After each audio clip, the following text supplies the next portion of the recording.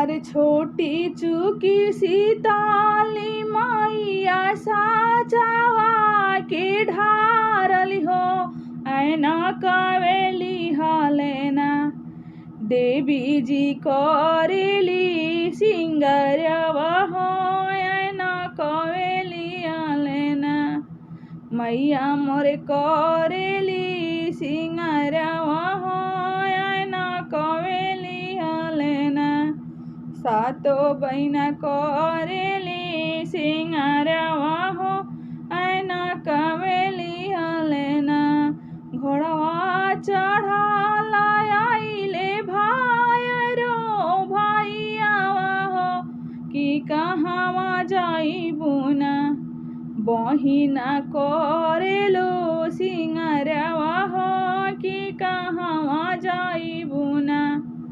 बहिना करेलो सिंगरवा हो कि कहवा जाइबुना।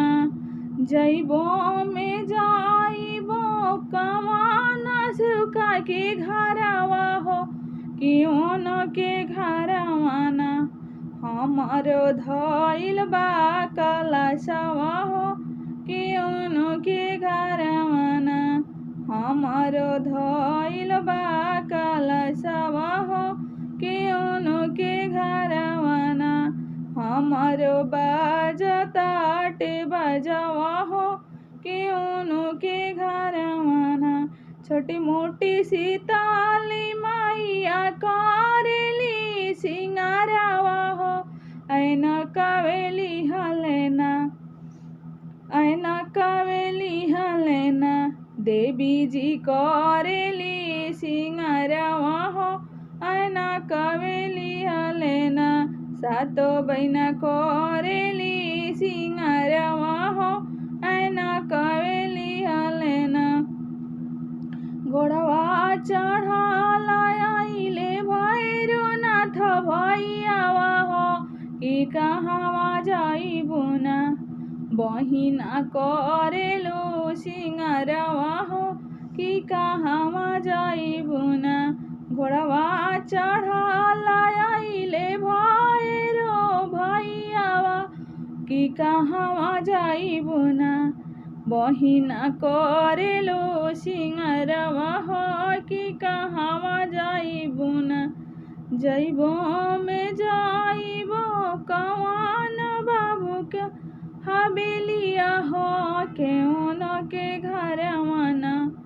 हमरो जरताटे ज्योतिया हो कि ओन के घरवाना। हमरो घिउआ के होमदिया हो कि ओन के घरवाना। बाटे बर हो बद बिजनवा हो कि ओन के घरवाना। बाटे बर हो जे भोगवा हो कि ओन के घरवाना। बाटे बर रंग के भोगवा हो कि ओन के घरवाना। छोटी मोटी सीताली मैया करेली सिंगरवा हो ऐना कावेली हालेना। मैया मोरे करेली सिंगरवा हो ऐना कावेली हालेना। मैया मोरे करेली सिंगरवा हो ऐना कावेली हालेना।